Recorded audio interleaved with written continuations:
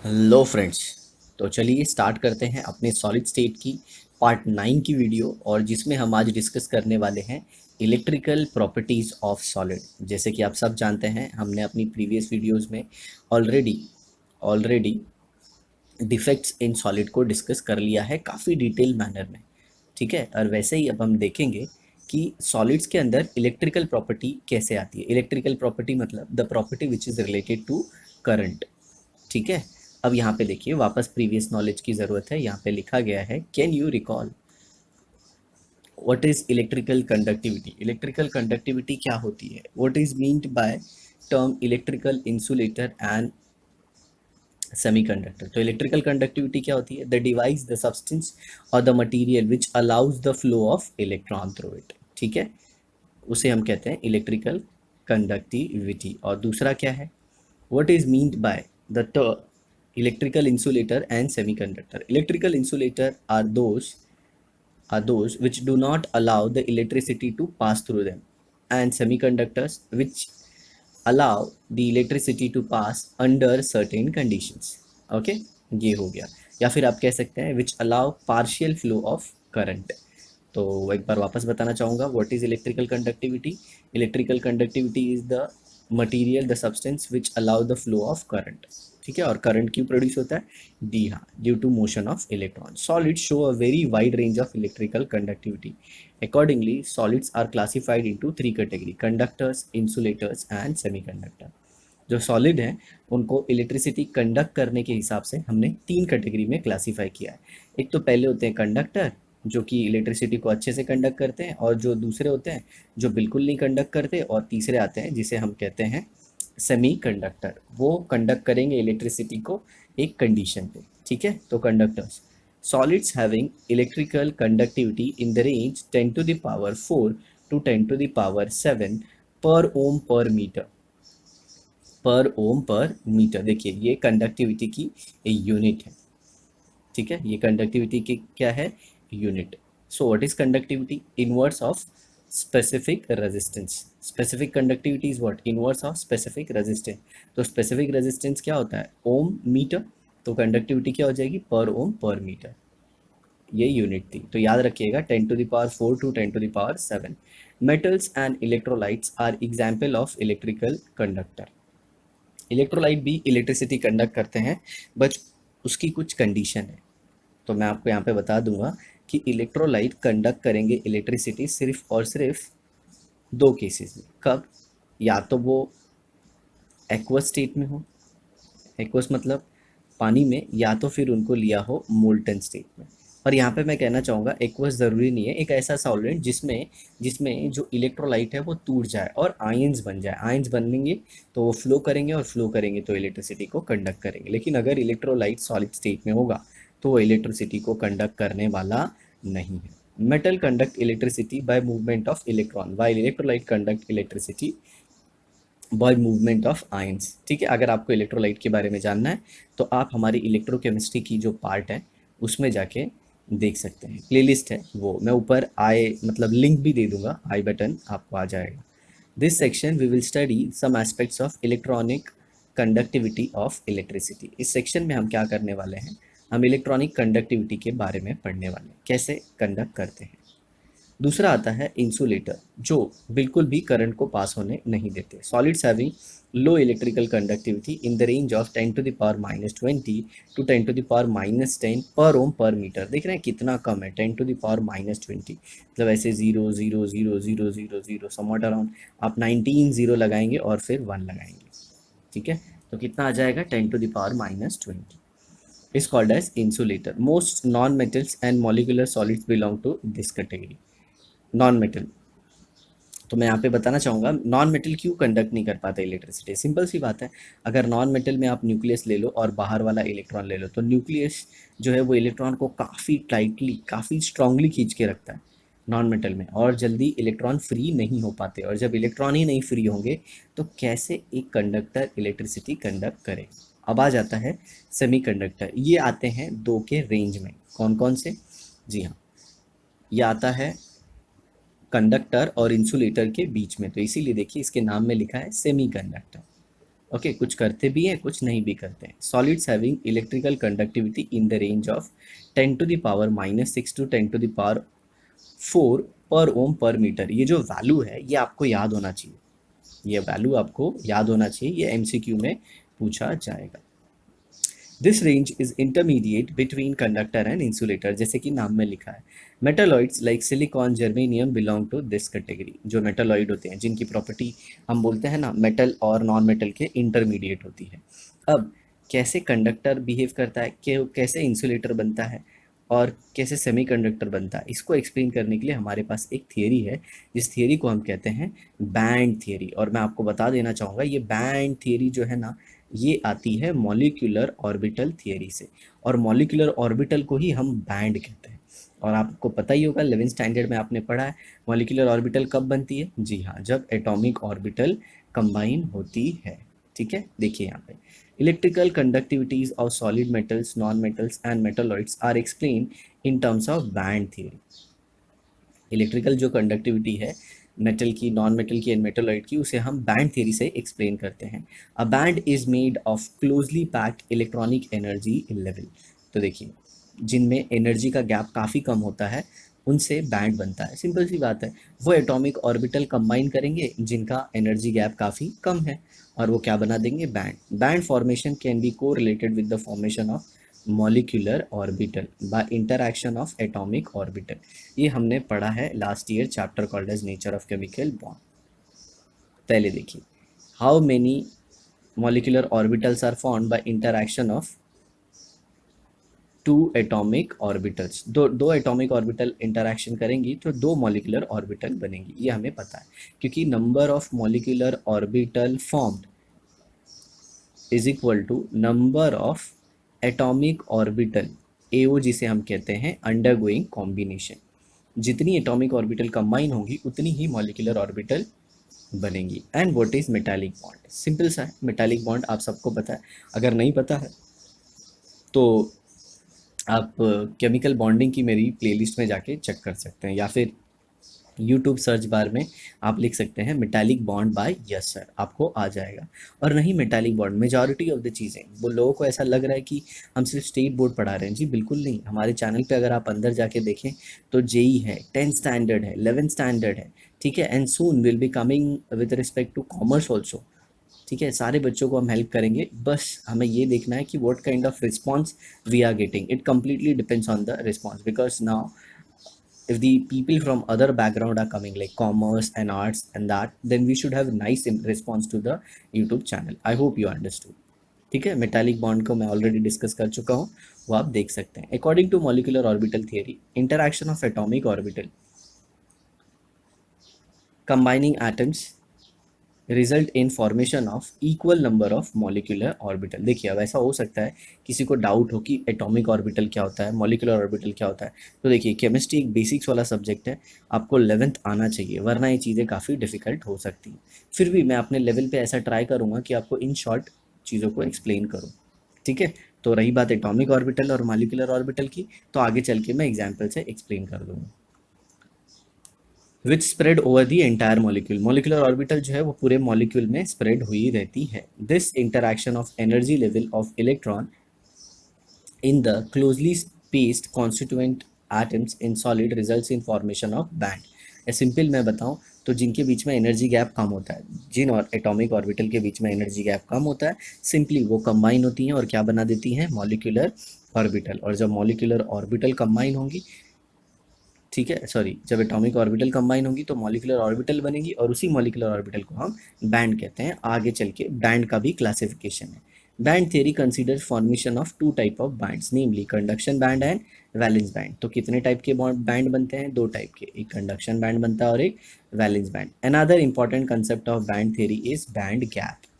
और ये जो बैंड बने हैं इनके बीच में भी गैप होता है. अब देखते हैं सबसे पहले कंडक्शन बैंड कैसे बनता है. The highest energy band containing electrons in the conduction band is formed by interaction of the outermost energy level of closely spaced atom in solid. देखिए जब भी एक एटम फ्री स्टेट में होता है तो ये इलेक्ट्रॉन है. देखिए ये इलेक्ट्रॉन है, तो इसका इलेक्ट्रॉन बहुत ही ज़्यादा वाइब्रेट करता है. मतलब it is having huge wave nature, इसका वेव नेचर बहुत ज़्यादा होता है। बट जैसे ये क्रिस्टल के फॉर्म में आता है, अब इस इलेक्ट्रॉन का इंटरेक्शन इसके बगल वाले एटम के न्यूक्लियस से भी होता है। कोई ज़रूरी नहीं है राइट वाला, ऊपर भी हो सकता है, नीचे भी हो सकता है, राइट भी हो सकता है, लेफ्ट भी हो सकता है, सब जगह होता है। ठीक है, ऐसे तो अब इसका इंटरेक्शन बहुत सारे एटम के न्यूक्लियस से है, तो सिंपल सी बात है, अगर अगर इनकी एनर्जी, आउटर मोस्ट शेल की एनर्जी अगर ऑलमोस्ट ऑलमोस्ट सेम है, तो वो आपस में कंबाइन कर जाएंगी, और कंबाइन करके क्या बना देंगी वो, जी हाँ, मॉलिक्यूलर ऑर्बिटल। ठीक है, यहाँ पे देखिए, कंडक्शन बैंड में बी पार्शली ऑक्यूपाइड और वेकेंट। जो कंडक्शन बैंड है वो या तो वेकेंट हो सकता है या तो पार्शली ऑक्यूपाइड हो सकता है। मेजॉरिटी ऑफ द केसेस में वेकेंट तो बहुत कम चांसेस है।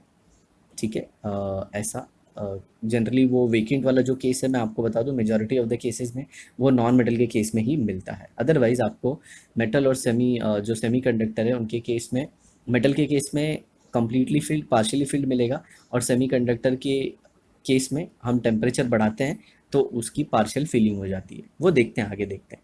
Electrons in conduction band are mobile and delocalize over the entire solid. मतलब जो इलेक्ट्रॉन्स कंडक्शन बैंड में होते हैं वो मोबाइल होते हैं, मतलब वो घूमते फिरते रहते हैं, वो टहलते रहते हैं, और पूरे सॉलिड में वो टहलते हैं। ठीक है, आगे देखिए। The electrons in the valence band and they conduct electricity when electrical potential is applied. आगे देखिए, वैलेंस बैंड क्या होता है। The band having lower energy than conduction band is called valence band. और वैलेंस बैंड का जो energy होता है वो क्या होता है, कंडक्शन बैंड से कम होता है। ठीक है, मैं अभी बकायदा सब कुछ अच्छे से समझाने वाला हूँ, don't worry. The electron in valence band are not free to move because they are tightly bound to respective nuclear. Nuclear से वो काफ़ी ज़्यादा टाइटली बॉन्डेड होते हैं। ठीक है, चलिए अब मैं इसे एक्सप्लेन करता हूँ आपको बेरिलियम और लिथियम के एग्जाम्पल से। ठीक है, तो चलिए मैं ले लेता हूँ सबसे पहले लिथियम। तो देखिए, ये लिथियम हो गया, लिथियम का एटॉमिक नंबर 3 है, तो इसका इलेक्ट्रॉनिक कॉन्फ़िगरेशन होगा 1s2 2s1। और हम सब जानते हैं कि इसके अंदर सेकेंड शेल है। अब सेकेंड शेल के अंदर 2p भी होगा। ठीक है, तो s में तो एक इलेक्ट्रॉन हो गया। What about 2p? जी हाँ, 2p खाली रहेगा। 2p क्या होगा, खाली होगा। और अगर अभी आप टोटल चेक करें तो इसमें टोटल कितनी ऑर्बिटल है? जी हाँ, एक है, दो, तीन, चार। तो इसमें जो तीन ऑर्बिटल है वो क्या है, वेकेंट, मतलब वो खाली है। और एक ऑर्बिटल क्या है, वो फिल्ड है। ठीक है, अब सॉलिड स्टेट में अब एक लिथियम तो ढेर सारे लिथियम से सराउंडेड होगा। तो अब लिथियम की जो आउटर मोस्ट शेल है, जो बाहर वाली शेल है, उसके जो इलेक्ट्रॉन है, ठीक है, उसके जो इलेक्ट्रॉन है जो कि एटॉमिक ऑर्बिटल में प्रेजेंट है, तो वो एटॉमिक ऑर्बिटल कंबाइन कर जाती है नेबरिंग वाले लिथियम एटम से। वो एक लिथियम एटम भी हो सकते हैं, बहुत सारे लिथियम एटम भी हो सकते हैं। मैं मानता हूँ कि एक लिथियम एटम दूसरे लिथियम एटम के साथ कंबाइन कर रहा है। तो यहाँ पे देखिए, अब एक ऐसा ही दूसरा लिथियम भी हो जाएगा, और उसकी कंडीशन भी ऑलमोस्ट सेम हो जाएगी। तो टोटल इस पहले वाले लिथियम के कितने एटॉमिक ऑर्बिटल हैं? जी हाँ, 4। और दूसरे वाले के भी कितने हैं? 4। तो टोटल 4 4 मिलके बना देंगे 8 मॉलिक्यूलर ऑर्बिटल। क्या बना देंगे? 8 मॉलिक्यूलर ऑर्बिटल। और इस 8 मॉलिक्यूलर ऑर्बिटल को हम दो पार्ट में क्लासीफाई कर देंगे। ठीक है, 4 और 4। तो ये जो 4 है, ये जो 4 है, ये 4 बनाएंगे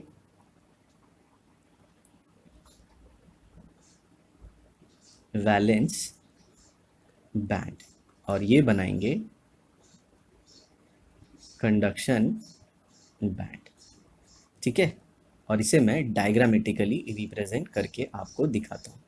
तो टोटल 4 वैलेंस बैंड और 4 कंडक्शन बैंड। तो अब देखिए, टोटल इलेक्ट्रॉन कितने कितने होंगे इसमें? जी हाँ, इसमें टोटल इलेक्ट्रॉन होंगे सिर्फ 2। और ये 2 इलेक्ट्रॉन किस में होते हैं? जी हाँ, इस 4 ऑर्बिटल में होंगे,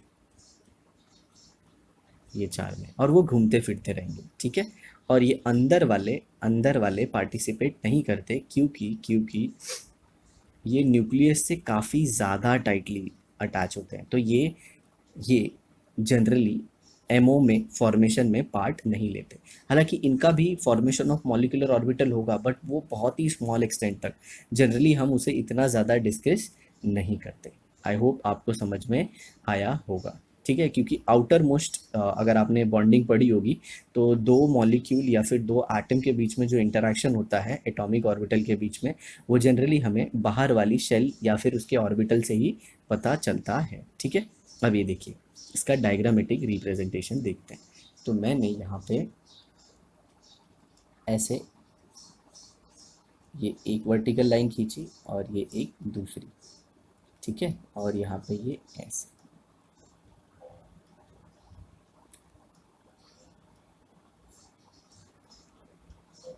अब ये जो नीचे वाले चार है, मान लीजिए कि ये मैं रिप्रेजेंट कर रहा हूँ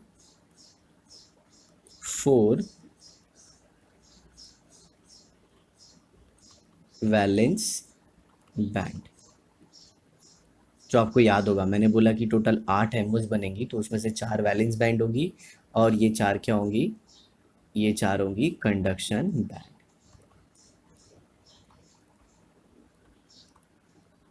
ठीक है, 4 कंडक्शन बैंड। तो अब होता क्या है, अब इलेक्ट्रॉन जो है वो अपने इसमें है, जी हाँ, 2 ही इलेक्ट्रॉन जो है वो इसमें है। तो बैंड को ऐसे रिप्रेजेंट कर रहा हूँ, ठीक है। तो अब वो यहाँ से यहाँ भी जा सकते हैं, ये ऐसे भी वो जा सकते हैं, ठीक है। मतलब इलेक्ट्रॉन यहाँ से उठ के यहाँ पे भी जा सकते हैं, मतलब वो इजीली ट्रैवल करते हैं। तो ये हो गया वैलेंस बैंड और ये हो गया कंडक्शन बैंड। वैलेंस बैंड नीचे और कंडक्शन बैंड ऊपर, और उनके बीच में ये देख रहे हैं गैप बिल्कुल भी नहीं है, तो इजीली ये कंडक्ट करेगा क्या, इलेक्ट्रिसिटी, ठीक है। ऐसे और एक एग्जांपल आपको देता हूँ। सपोज मैं एग्जांपल ले लेता हूँ अब बेरिलियम का। किसका, बेरिलियम का। तो बेरिलियम कितना है 4, तो ये क्या बनाएगा 1s2 2s2 and then comes 2p2। तो s के कितने इलेक्ट्रॉन, बेरिलियम में मैंने गलती कर दी थोड़ी सी, यहाँ पे ये 2p जो है वो खाली रहता है, तो s में कितने इलेक्ट्रॉन, जी हाँ 2 इलेक्ट्रॉन। और p में कितने इलेक्ट्रॉन, एक भी इलेक्ट्रॉन नहीं। क्यों एक भी इलेक्ट्रॉन नहीं, क्योंकि p तो खाली है, ठीक है, p तो क्या है, खाली है। तो अब हम इसका क्या बनाएंगे, मॉलिक्यूलर ऑर्बिटल। तो देख के बताइए टोटल कितनी ऑर्बिटल है, सर 4, जी हाँ 1 2 3 और ये 4, तो 4 एटॉमिक ऑर्बिटल कंबाइन होके कितनी मॉलिक्यूलर ऑर्बिटल देंगी, 4 एक बेरिलियम की और 4 दूसरे बेरिलियम की, तो टोटल दे देंगी 8, ठीक है। टोटल कितने दे देंगी 8। अब इसे भी हम डिवाइड कर लेते हैं टोटल 4 और 4 के सेट में,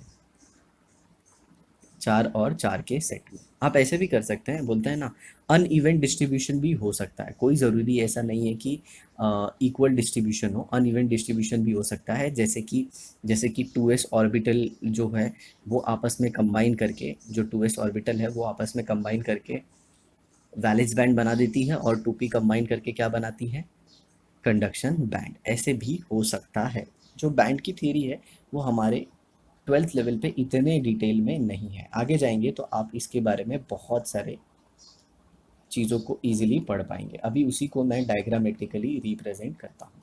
तो हम अलग अलग तरीके से इस बार वैलेंस बैंड और कंडक्शन बैंड को बनाएंगे, ठीक है। तो ये मैंने पहले बना दिया कंडक्शन बैंड, जी हाँ, किसके लिए, बेरिलियम के लिए। और अब मैं रेड कलर से बनाने जा रहा हूँ वैलेंस बैंड,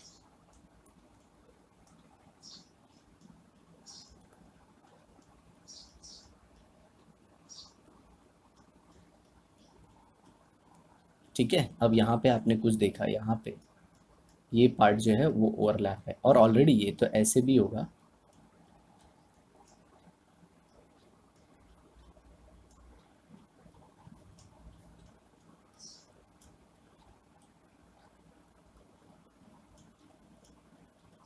तो आपने देखा यहाँ पे ये जो पार्ट है ये ओवरलैप है, ये ओवरलैप्ड है, और यहाँ पे अगर आप देखें ये वाला, तो इसे हम कहते हैं कंडक्शन बैंड, और इसे क्या कहते हैं? जी हाँ, इसे कहते हैं वैलेंस बैंड। तो हम एक तरह से ये एक चीज़ देख चुके हैं कि वैलेंस बैंड और कंडक्शन बैंड यहाँ पे दोनों ओवरलैप्ड है। ओवरलैप्ड है मतलब अगर यहाँ पे इलेक्ट्रॉन है, और टोटल कितने इलेक्ट्रॉन होंगे? जी हाँ, 4 इलेक्ट्रॉन, तो ये इजीली वैलेंस बैंड में जा सकते हैं। ठीक है, इजीली किधर चले जाएंगे? जी हाँ, वैलेंस बैंड में। या फिर आप कह सकते हैं कि वैलेंस बैंड में भी ऑलरेडी इलेक्ट्रॉन प्रेजेंट है। ये देखिए, तो ये वैलेंस बॉन्ड भी क्या है? वैलेंस बैंड, ये भी पार्शियली फिल्ड है, आप ऐसे भी कह सकते हैं। Valence band is, sorry, conduction band is partially field. I hope आपको समझ में आया होगा। इसीलिए अभी हमने जो थ्योरी पढ़ी थी उसमें एक स्टेटमेंट लिखा था कि conduction band might be partially field और वेकेंट। आया आपको समझ में? ठीक है, तो ये बेरिलियम का केस था। तो सर हमें एक डाउट आ रहा है कि किस केस में बैंड का ओवरलैप होगा और किस केस में नहीं होगा। तो देखिए, वो तो अब नॉलेज बेस्ड चीज़ है, मतलब अगर हमने पढ़ा है, जैसे मैंने आपको बताया कि बेरिलियम में होता है, तो उस तरह से हमें पता चल पाएगा, और उसके लिए आपको सेमीकंडक्टर्स को डिटेल में पढ़ना होगा। ठीक है, चलिए अभी मैं आगे एक तीसरा केस दिखाता हूँ। ठीक है, ये वाला जो केस था दोनों, ये तो आपने किसका देखा था? मेटल का। किसका? मेटल का। अब मैं आपको एक और केस दिखाता हूँ जो कि होगा इंसुलेटर्स का। किसका? इंसुलेटर्स यानी नॉन मेटल का। नॉन मेटल, ठीक है, नॉन मेटल। अब यहाँ पे देखिए, नॉन मेटल में मान लीजिए मैं एग्जाम्पल ले लेता हूँ नाइट्रोजन का। तो नाइट्रोजन क्या है? 1H2, 2S2, और यहाँ पे है 2p3। तो S में कितने इलेक्ट्रॉन? एस में कितने इलेक्ट्रॉन? 2। और पी में कितने इलेक्ट्रॉन? 3। 1 2 3। सर इसमें तो टोटल 4 ऑर्बिटल हो गई और टोटल 5 इलेक्ट्रॉन हो गए, तो इसमें बनेंगे टोटल 8 एमओज, 8 एमओ, और दूसरा इसमें इलेक्ट्रॉन होगा 10 इलेक्ट्रॉन। सर फटाफट इसका जो डायग्राम है, मौलिक बैंड डायग्राम है, वो हमें बता दीजिए। तो अरे बच्चों, मैं यहाँ पे बताऊंगा कि यहाँ पे जो वैलेंस बैंड और कंडक्शन बैंड जो है वो बनता है, no doubt it is formed, but उनके बीच में जो गैप होता है, gap is very very huge, और यू कैन से लार्ज। उनके बीच में गैप काफ़ी ज़्यादा होता है। गैप से मतलब क्या है? यहाँ पे मैं आपको बगल में ही बना के दिखा देता हूँ।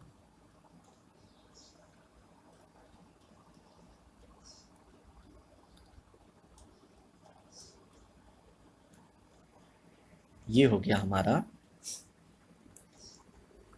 Conduction band. ठीक है, अब लगे हाथ हम देख लेंगे क्या? Valence band. तो वो भी आप देख लीजिए।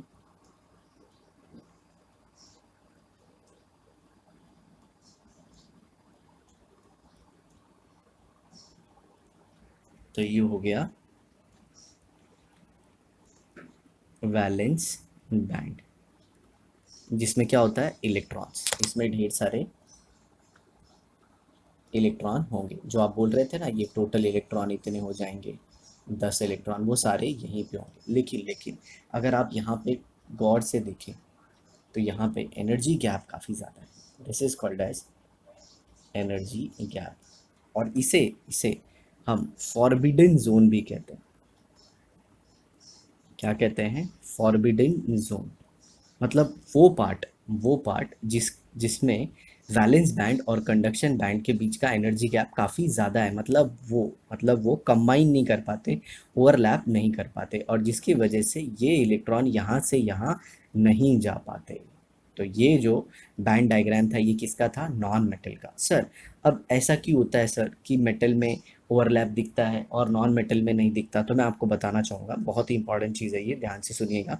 मेटल के केस में क्या होता है? ये न्यूक्लियस है, ये पहला शेल, ये दूसरा, और ये तीसरा। ठीक है, ऐसे। तो हम सब जानते हैं मेटल का आयनाइजेशन एंथैल्पी लो होता है।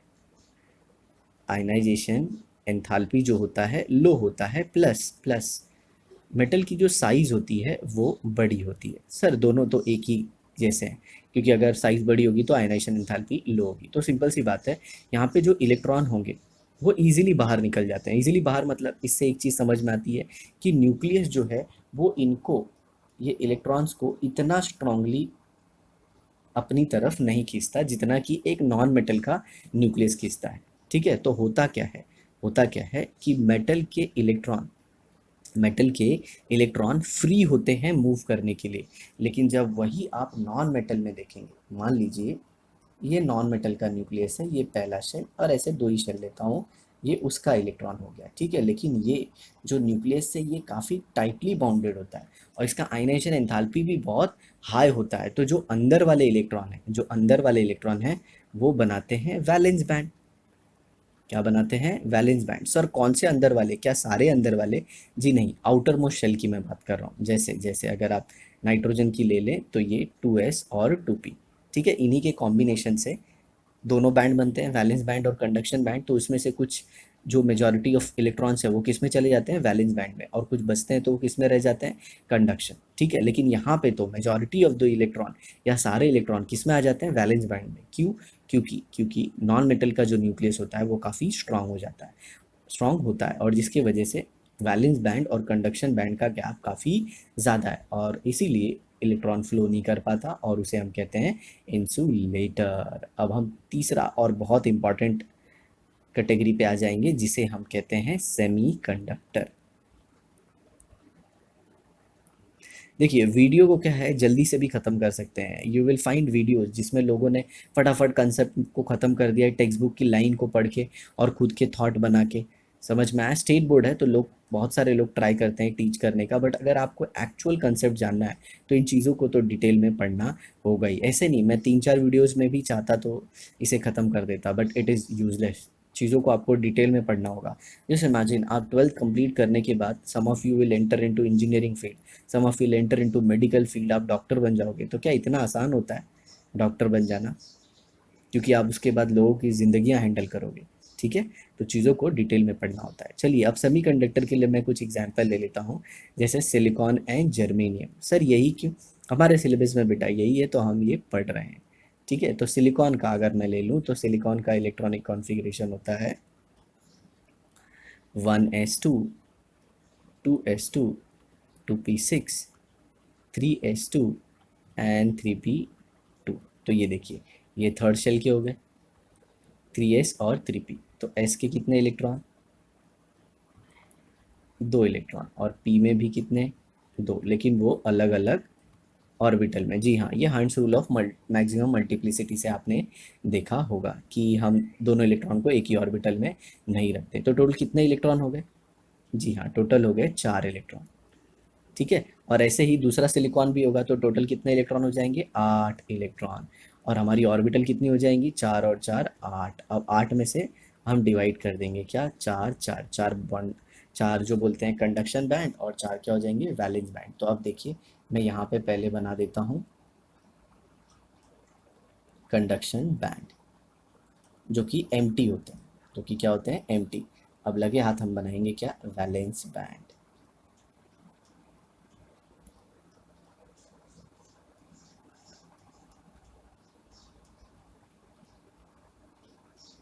तो ये हो गया कंडक्शन बैंड, और ये हो गया वैलेंस बैंड। ठीक है, अब जो वैलेंस बैंड होता है ये पूरी तरह से इलेक्ट्रॉन से भरा होता है। इसमें जो है वो सारे इलेक्ट्रॉन कहाँ पे हैं? जी हाँ, वैलेंस बैंड में। तो सिंपल सी बात है सर, वैलेंस बैंड में ही होंगे ना, क्योंकि न्यूक्लियस से तो यही अट्रैक्ट होता है। जी हाँ, आप सही हो। अब जरा देखिए, यहाँ पे जो गैप है, इस गैप को हम बोलते हैं फॉरबिडन गैप, लेकिन ये कम है। तो अगर आप थोड़ा सा हीटिंग करें, थोड़ा सा आप क्या करें? हीटिंग करें, थोड़ा सा हीटिंग करें तो इलेक्ट्रॉन इजीली यहाँ से यहाँ जंप कर जाएगा। स्लाइट हीटिंग या फिर स्लाइट थोड़ा सा टेम्परेचर को बढ़ा दें तो इलेक्ट्रॉन इजीली जंप कर पाएंगे। ठीक है, तो फॉरबिडन गैप कम होने की वजह से थोड़े से इलेक्ट्रॉन कंडक्शन बैंड में चले जाते हैं, दे शो कंडक्टिविटी, और इसीलिए हम इसे कहते हैं सेमी कंडक्टर। सेम ऐसा ही कुछ जर्मेनियम में भी होता है। चलिए, अब हम लगे हाथ देख लेते हैं अपना थियरी पार्ट। बैंड गैप, जो फॉरबिडन जोन जिसे मैंने आपको बताया, the energy difference between valence band and conduction band is called as band gap. The size of band gap decides whether electron from valence band can promoted to vacant conduction band or not when band gap is too large to promote electron from valence band to vacant band. Conduction band may be a conduction band by thermal energy. Thermal मतलब heat energy. तो ये क्या बोल रहे हैं कि अगर valence band और कंडक्शन बैंड के बीच का गैप काफ़ी ज़्यादा हो गया तब तो उसमें इलेक्ट्रॉन जल्दी जंप नहीं करेगा, लेकिन अगर गैप कम है, इतना कम है कि हम इलेक्ट्रॉन को जंप कम करा पाएँ कुछ थर्मल एनर्जी या फिर हीट एनर्जी देके, तो वो पॉसिबल हो सकता है। It is called as forbidden zone. देखिए यहाँ पे लिखा है, when band gap is small electron from higher energy level in valence shell can be promoted to conduction band by absorption of energy such as thermal and electromagnetic। ठीक है, the band gap energy level value of few solids are shown here। ये आपको पता होना चाहिए। देखिए diamond में, sodium में, सिलिकॉन में, जर्मेनियम में। तो डायमंड और सोडियम में देख रहे हैं ज़ीरो, क्यों? क्योंकि उसमें तो गैप आता ही नहीं है, क्योंकि वो तो है मेटल। और मैंने अभी आपको बताया कि मेटल में जो वैलेंस बैंड और कंडक्शन बैंड है ऑलमोस्ट टच रहते हैं या फिर ओवरलैप रहते हैं। ठीक है, अब यहाँ पे देखिए, the electrical properties of metallic conductor, insulator and semiconductor are explained in terms of band theory as follows। Metals are good conductor of electricity। The outermost electrons of all the atoms in metallic crystal occupy conduction band। ठीक है, तो जो भी सारे electron होंगे वो किस में आ जाते हैं? एटम्स मेटालिक क्रिस्टल में कंडक्शन बैंड ऑक्यूपाई कर लेते हैं। The number of electrons in conduction band of metal is large. तो जो मेटल में जो इलेक्ट्रॉन होते हैं वो काफ़ी ज़्यादा होते हैं और वो सारे किस में आ जाते हैं? कंडक्शन बैंड में। Hence metals are good conductor of electricity. देखो पहले वो होते तो वैलेंस बैंड में ही है, लेकिन वो इजीली किस में आ जाते हैं? कंडक्शन बैंड में। Further labelled as s band. Okay, उसे हम एस बैंड भी कहते हैं। Overlapping of s and p band and so on. This is, ये देखिए अभी डायग्राम दिया है वहाँ पे बताया। This depends on the atomic orbital involve in, ये किस पे डिपेंड करता है? Involve in band formation. Band formation in metallic conductor thus results in delocalisation of outermost electron of all metal atoms leaving behind metals ion. This is described as cations of metal are immersed in sea of electrons। मेरी आपसे एक request है कि इसे देखने के पहले आप एक बार मेटालिक बॉन्ड को ज़रूर पढ़ लीजिएगा, तो उससे आपकी अंडरस्टैंडिंग अच्छी हो जाएगी। तो इस डायग्राम को आप यहाँ पे देख सकते हैं। अब यहाँ पे जनरली को बच्चों को डाउट आता है कि सर ये एस बैंड और पी बैंड कहाँ से आ गया? तो देखिए जो वैलेंस बैंड होता है, जनरली उसके अंदर इलेक्ट्रॉन्स होते हैं। और अगर आप जितने भी इलेक्ट्रॉनिक कॉन्फ़िगरेशन हमने अभी तक देखे हैं सब में कौन सी ऑर्बिटल कंप्लीटली फिल्ड होती है? जी हाँ, एस। ठीक है, S orbital. Generally 2s orbital और 3s ऑर्बिटल के मैंने एग्जाम्पल दिए थे। और कौन सी ऑर्बिटल खाली या फिर पार्शियली फील्ड होती थी? जी हाँ, पी ऑर्बिटल। तो उसी के बेस पे एस एंड पी बैंड दिया गया है। ठीक है, और यहाँ पे मेटल के केस में जनरली आप ऊपर वाली लाइन देखें तो यहाँ पे टेक्स्ट बुक में उन्होंने वैलेंस बैंड और कंडक्शन बैंड का ऐसे सेपरेट डिस्कशन नहीं किया है। देखिए यहाँ पे the number of electrons in conduction band of metal is large. तो ये देखिए यहाँ पे इन्होंने क्या लिखा है, जो नंबर ऑफ इलेक्ट्रॉन्स है किसमें? जी हाँ, कंडक्शन बैंड में, वो लार्ज होते हैं। देखिए यहाँ पे लिखा गया है। ओके, ये आप देख सकते हैं, ये देखिए लार्ज लिखा है और यहाँ पे सेपरेट ऐसे कुछ बताया नहीं गया है। Hence metal are good conductor of electricity. The conduction band in metal can be further labeled as S band। Figure 1.23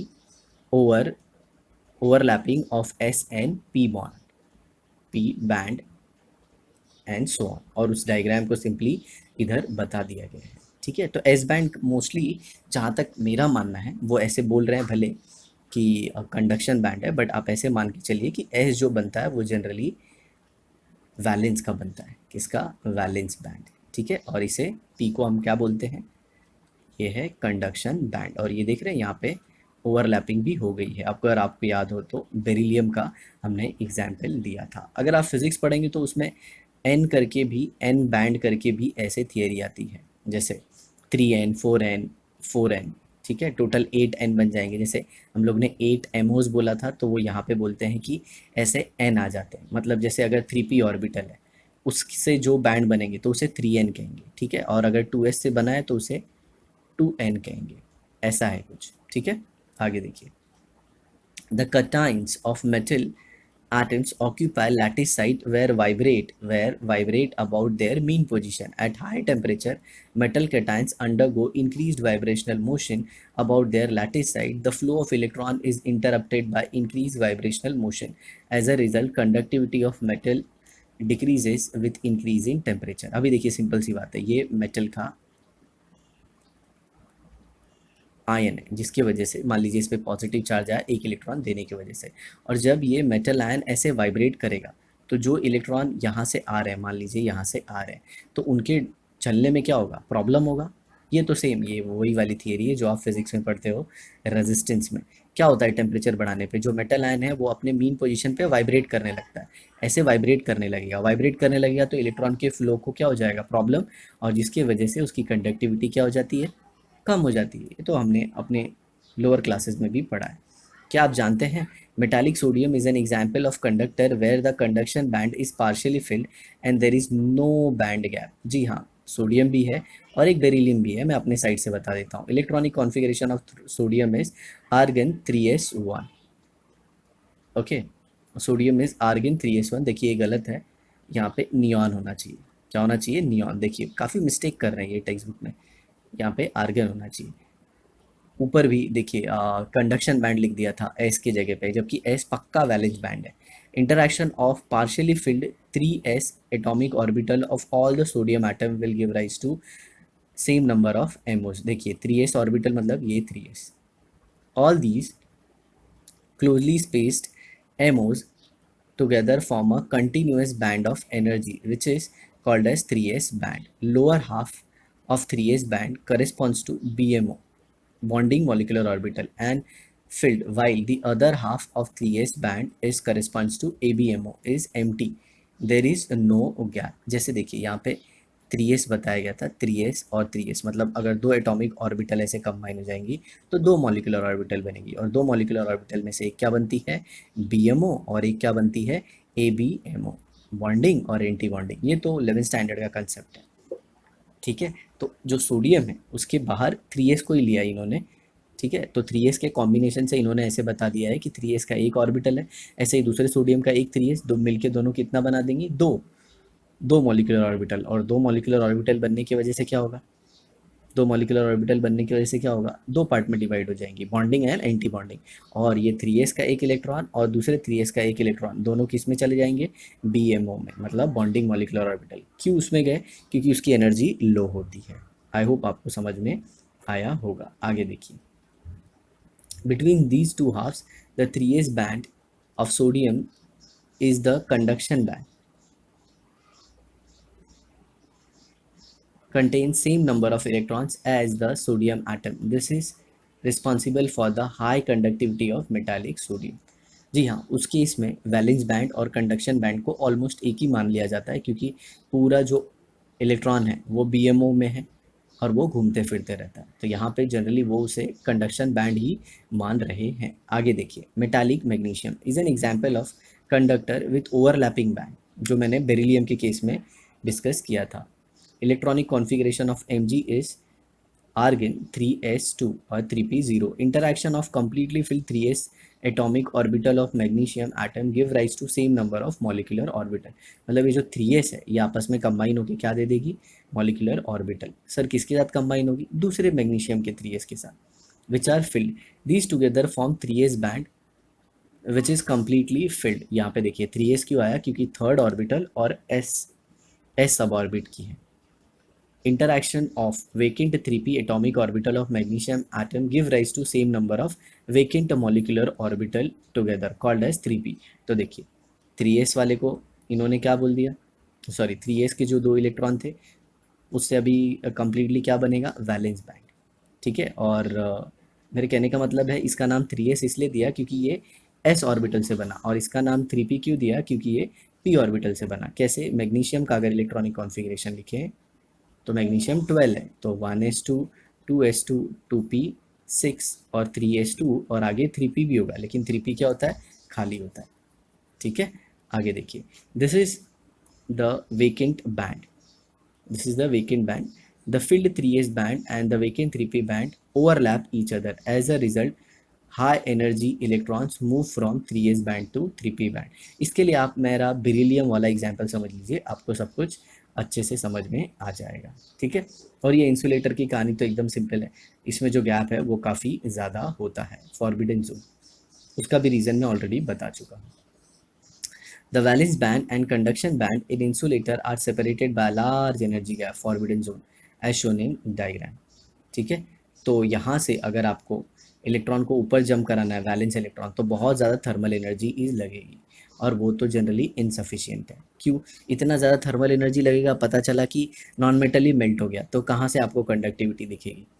ठीक है, from valence band to conduction band, as a result conduction band remains vacant, the material is therefore insulator, इसीलिए उसे हम क्या कहेंगे, insulator. Semiconductor का भी मैं आपको बता देता हूँ, यहाँ पे गैप थोड़ा सा कम होता है, और गैप कम होने की वजह से आप थोड़ा सा अगर टेम्परेचर बढ़ा देंगे तो इलेक्ट्रॉन जंप कर लेंगे, ये भी चीज़ें हम डिस्कस कर चुके हैं।